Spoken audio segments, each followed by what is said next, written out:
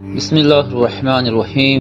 الحمد لله وكفى وسلام على حبيبه المصطفى أما بعد فأعوذ بالله من الشيطان الرجيم بسم الله الرحمن الرحيم إن ينصركم الله فلا غالب لكم وإن يخذلكم فمن ذا الذي ينصركم من بعده وعلى الله فليتوكل المؤمنون صدق الله مولانا العظيم.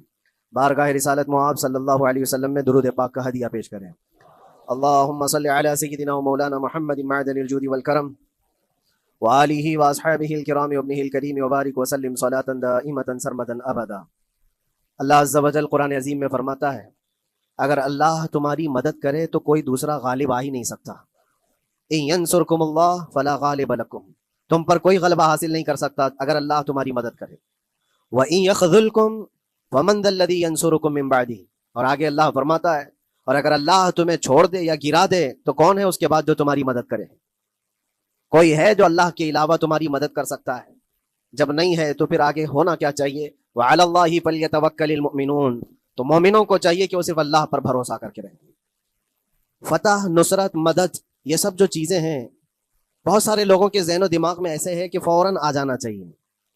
کوئی بھی فتح ہو، کوئی بھی مدد ہو، بغیر تمہارے اسٹرگل کیے ہوئے، بغیر مصیبت اٹھائے ہوئے نہیں ملے گی. اگر فتح و نصرت یوں ہی آپ کو روزانہ ملنے لگ جائے تو کیا رسول پاک صلی اللہ تعالیٰ علیہ وسلم مدینہ طیبہ میں بیٹھ کر دعا کرتے تو ساری چیزیں فتح یاب نہیں ہو جاتی؟ آپ صلی اللہ تعالیٰ علیہ وسلم کو بدر میں جانے کی ضرورت کیا پیش آتی؟ احد میں اپنے 70 جوان صحابہ کی شہادت پیش کرنے کی ضرورت کیا پیش آتی؟ اور اسی طرح سے خیبر ہو کہ حنین ہو کہ طائف ہو، کتنی جنگیں ہیں جس میں اپنی جان کی بازی لگائی صحابہ نے. سب سے بڑا مارکہ تو کربلا کا دیکھیں آپ، جہاں پورا کا پورا خاندان شہید ہو گیا ہے. تو فتح و نصرت بغیر قربانی کے اور بغیر تکلیف کے ایسی ہی آ جائے؟ آج کے زمانے میں ہم سوچ کر کے بیٹھے، ایسا نہیں ہوتا. اسلام زندہ ہوتا ہے ہر کربلا کے باہر، اور اللہ کی مدد آتی ہے، یہ بھی نہیں ہے کہ نہیں آئے گی. کچھ لوگ مایوس ہوتے ہیں، کچھ لوگ نروس ہو جاتے ہیں اور بھاگنے پر مجبور ہوتے ہیں. یہ امتحانات کی گھڑی ہوتی ہے. ایک حدیث پاک میں آپ کو بتاتا ہوں. اللہ کے نبی صلی اللہ تعالیٰ علیہ وسلم ارشاد فرماتے ہیں کہ آخر زمانے میں ایک ایسی عظیم جنگ ہوگی ایمان والوں اور رومیوں کے درمیان. کفار و مشرکین ہیں اور مسلمین ہیں.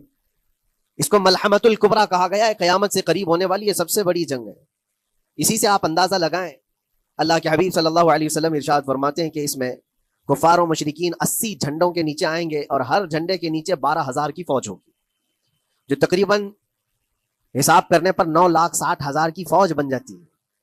اگر وہ مومنین سے مقابلہ کرنے کے لیے اتنی بڑی فوج ایک جگہ جمع ہوتی ہے تو پھر اس جنگ کا اندازہ کریں کتنی بڑی.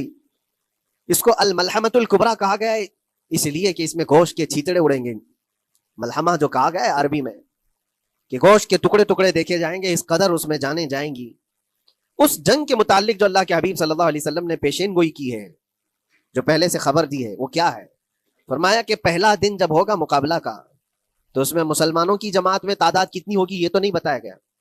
کفار و مشرکین کے تو پتہ ہے کہ 80 جھنڈوں کے نیچے آئیں گے، لیکن مسلمان اور مومنین جو لڑ رہے ہیں ان کی تعداد کا کوئی علم نہیں ہے ہمیں.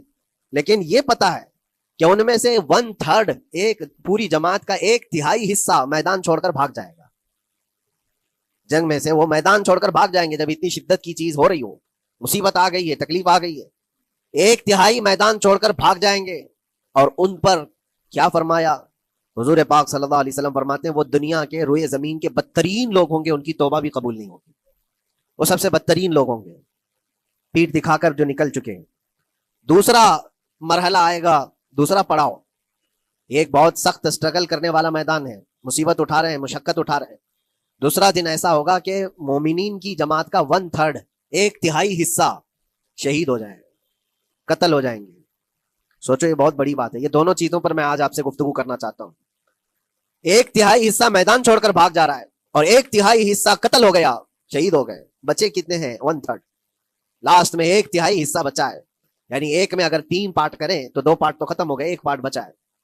اور اللہ کے نبی صلی اللہ علیہ وسلم فرماتے ہیں اللہ رب العزت اس آخری تہائی حصے کو فتح مبین عطا فرمائے گا. فتح تو ہے ان کی، فتح ہوگی ان کی، لیکن جو حصہ بچا ہوگا وہ آخر کا 1/3 حصہ ہوگا. اب اس پر مجھے عرض یہ کرنا ہے، مومنوں کو اگر فتح دیکھنا ہے، اللہ کی نصرت اور مدد دیکھنی ہے، تو یہ 2 چیزیں تو برداشت کرنی پڑیں گی. کون سی؟ पहली चीज अपनों का छोड़कर भाग जाना और दूसरा अपनों का अपने सामने मर जाना। ये दोनों चीजें हमें देखना पड़ेगा। बहुत सारे ऐसे होंगे जो छोड़कर जा चुके होंगे, दामन छुड़ा रहे होंगे, भाग चुके होंगे, और कुछ वो होंगे जो लड़ते लड़ते अपनी जान दे चुके होंगे। ये दोनों भी बहुत सख्त मसले हैं मेरे अजीजों। इंसान को ये पिघला देती हैं चीजें। अगर आपको ऐसा लगे कि मेरे अपने जानने वाले लोगों में से कुछ लोग मुझे छोड़कर भाग जा रहे हैं, तो यही इंसान टूट जाता है। उसके दिल की कैफियत बदलने लग जाती है, वो फिर मायूसी का शिकार होने लगता है। मेरी जमात में 100 लोग थे, 90 तो भाग रहे हैं, 10 क्या करेंगे? उसका अंदर से जो अज़्म था, हौसला था, वो डावाडोल होने लग जाता है। अपनों का छोड़ना ये बहुत बड़ी आजमाइश होती है। वो किसी भी मैदान में आप देख लें, किसी भी मैदान में अपने लोग अगर छोड़ देते हैं तो ये उसके लिए आजमाइश है बहुत बड़ी। और दूसरी आजमाइश तो ये है, बच्चे आधे थे, उसमें से तो आधे इंतकाल कर गए। कभी मेरा अजीज दोस्त, कभी मेरा अजीज मशवरा देने वाला मुशीर, कभी बहुत ज्यादा मुझे सपोर्ट करने वाला, ऐसे लोग जब इंतकाल करने लग जाएं तब फिर आदमी फिर टूट जाता है। कुछ तो भाग गए और कुछ तो कत्ल हो गए, मैं क्या करूंगा? मेरे अजीजों, जो आखिर में बचने वाले लोग जो होते हैं ना, वो मामूली नहीं है। वो अल्लाह की जात पर सबसे ज्यादा तवक्कुल करने वाले लोग हैं। उनको कोई चीज हटा नहीं सकती। अपनों की बेवफाई भी उनके कदमों में लर्जा नहीं लाती, और अपनों का इंतकाल हो जाना भी उनके हौसलों को नहीं तोड़ता। तभी जाकर के अल्लाह ताला उन्हें फतेह मुबीन अता फरमाता है। और ये चीज मलहमतुल कुबरा में देखी जाने वाली थी, जो कयामत के करीब होने वाली जंग है। लेकिन मेरे अजीजों, आज हमने अपनी आंखों से यह मुशाहिदा किया है गजा की सरजमीन पर, फिलिस्तीन में 15 महीने के बाद आज सहयूनी हुकूमतें और यहूदी गासिब हुकूमतें सुलह करने पर और एग्रीमेंट करने पर मजबूर हो गई। दुनिया इनके मुंह पर थूक रही है। तुम 50,000 से ज्यादा लोगों को कत्ल करके सिर्फ 200 लोगों को छुड़ाने के लिए आज भी फतह का जश्न मना नहीं पा रहे हो, बल्कि फिर झुक करके इनके साथ मुआहिदा एग्रीमेंट करने पर मजबूर हो। ये फतह उन बच्चों की नहीं है तो और क्या है, उन मजलूमों की नहीं है तो और क्या है, जिनके पास खाने को रोटी नहीं है और पहनने को कपड़े तक नहीं रखे, उनके इलाज मुआलजे के लिए दवाइयां नहीं रह गई। लेकिन आज़म और हौसला ऐसा है कि अल्लाह अभी हमारे साथ। मेरे अजीजों, उनके तवक्कुल और उनके आज़म के मुतालिक ये सिर्फ और सिर्फ अखबार की बातें नहीं है, सोशल मीडिया की बातें नहीं है। मुखबिर सादिक रसूल करीम सल्लल्लाहु अलैहि वसल्लम ने 1400 साल पहले ही बशारत दी थी। अल्लाह के नबी सल्लल्लाहु अलैहि वसल्लम फरमाते हैं कि दिमश्क के अबवाब या फिर बैतुल मुक़द्दस के आसपास रहने वालों में एक जमात हमेशा क़यामत तक ऐसी रहेगी जो हक के लिए लड़ती रहेगी। हुजूर पाक सल्लल्लाहु अलैहि वसल्लम फरमाते हैं, हक के लिए वो लड़ती रहेगी, क़यामत तक एक जमात होगी। और उनकी फजीलत में मेरे आका फरमाते हैं कि उन ला यदुरहुम खुज़लानु मन खज़लहुम, उनको धोखा देने वालों का धोखा उन पर कुछ असर नहीं करेगा, या फिर उनको छोड़ देने वाले या उनकी बात नहीं करने वाले, ये सब चीजें उनको कुछ भी जरर नहीं पहुंचाएंगी। मैं इससे कबल इसी मस्जिद में आपके पास इस हदीस को दोहरा चुका हूं, बयान कर चुका हूं। अल्लाह के नबी सल्लल्लाहु अलैहि वसल्लम फरमाते हैं, उनको कोई चीज नुकसान नहीं पहुंचाएगी।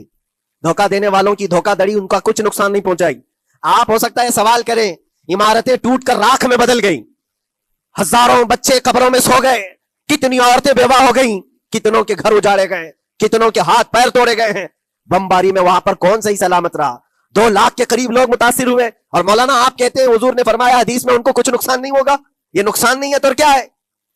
हो सकता है आपके जहन में ये सवाल गर्दिश कर रहा हो, आप बार बार ये सोच रहे होंगे, अल्लाह के नबी ने फरमाया उनको कोई चीज नुकसान नहीं देगी, धोखा देने वालों की धोखाधड़ी से उनका कुछ बिगड़ेगा नहीं। इतना तो बिगड़ चुका, पूरा राख में बदल गए, इलाज कराने के लिए दवाई तक नहीं है, तो फिर क्या?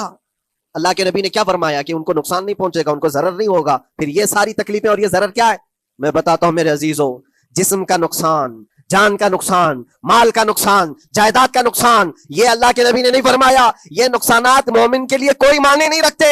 अगर ईमान सलामत है तो पूरी कायनात सलामत है, और ये अल्लाह तबारक व तआला ने आज तक उनके साथ रखा है। उनका ईमान महफूज है, ईमान मौजूद है, जिसकी वजह से ये सारे नुकसान कुछ माने नहीं रखते। इसलिए कि ये तकलीफें, ये जो सारी मुसीबतें आई हैं, इस पर तो अल्लाह ताला ने अजर अजीम का वादा फरमाया है, अजर अजीम का वादा फरमाया है। हाँ, अगर ईमान ही चला जाता तो फिर कौन सी जन्नत मिलती, कौन सी खुशबू जन्नत पाते?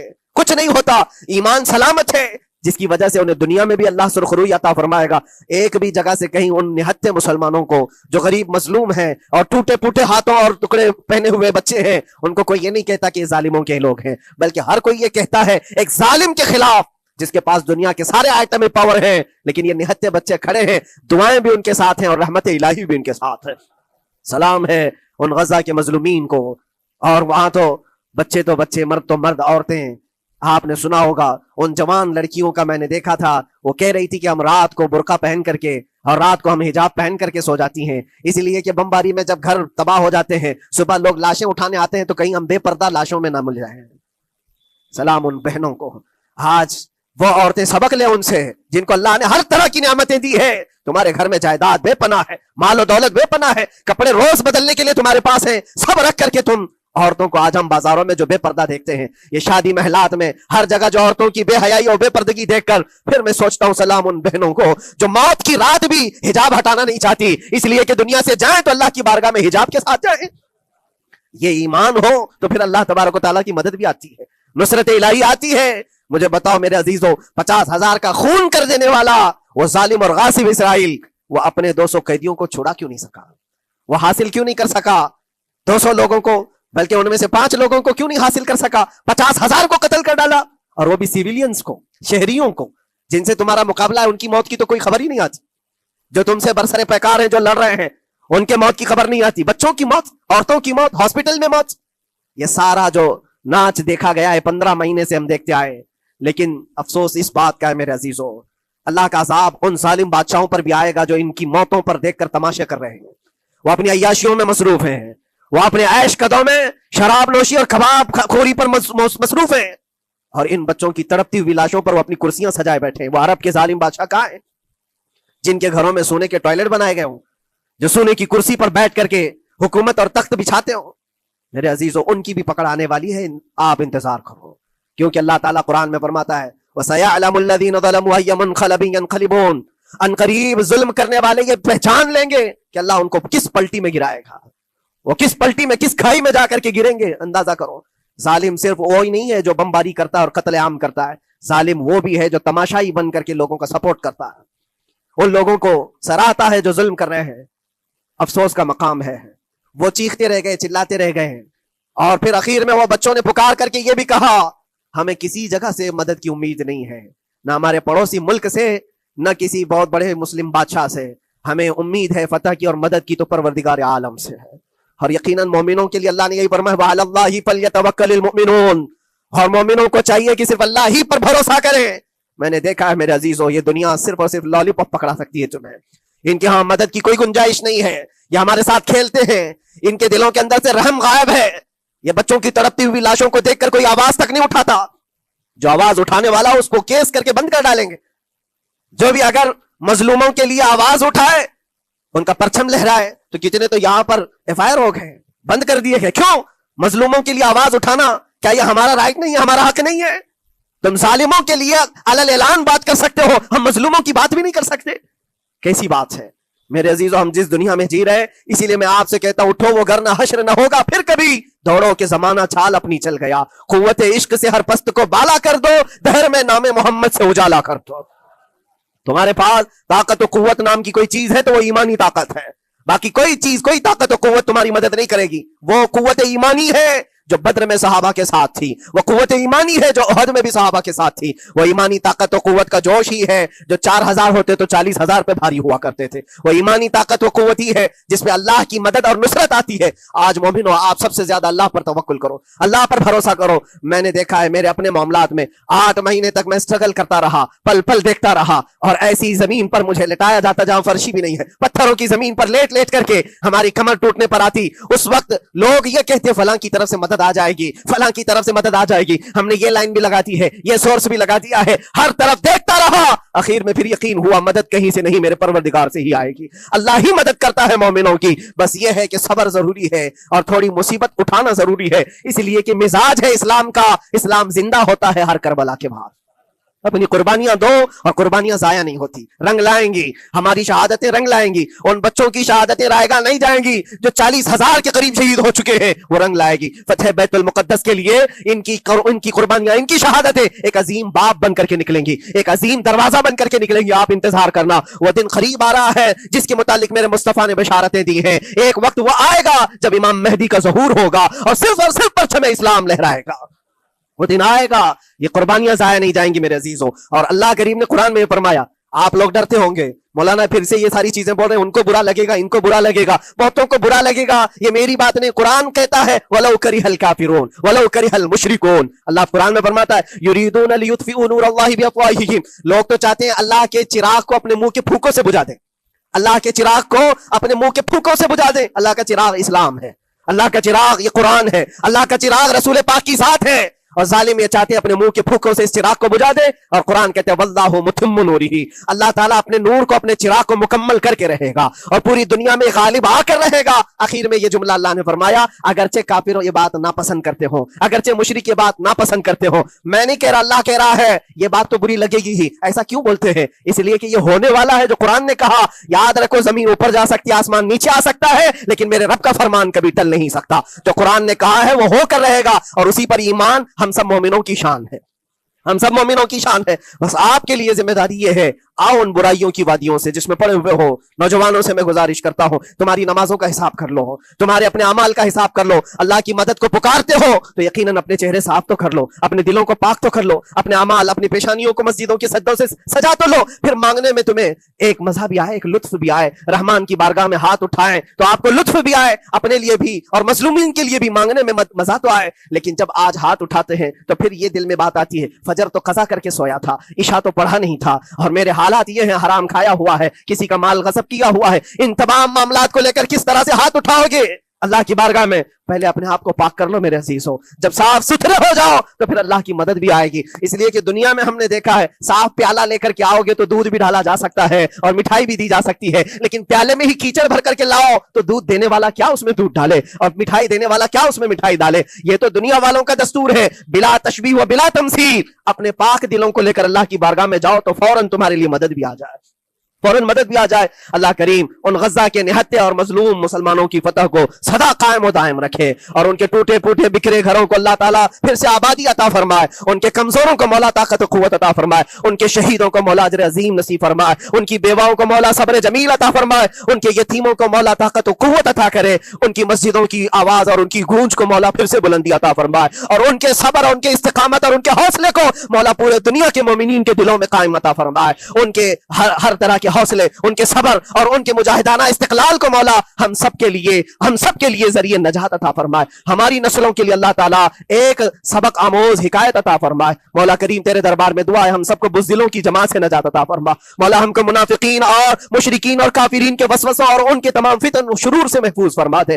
ہم سب کو ظالموں کے ظلم سے بچا، فتنوں کے فتنے سے بچا، شرین کے شر سے بچا، حاسدین کے حسد سے بچا، جلنے والوں کی جلن سے محفوظ فرما۔ خدایا قدیر و جبار، آخری سانس تک ہمارے ہاتھوں کو غیروں کے سامنے پھیلنے سے محفوظ فرما دے، تو اپنا اور اپنے حبیبوں کا محتاج بنائے رکھ۔ وآخر دعوانا ان الحمدللہ۔ ویورز، آپ دینی مسائل کے متعلق سوالات کر سکتے ہیں، آپ کو قرآن اور حدیث سے صحیح جواب دیا جائے گا۔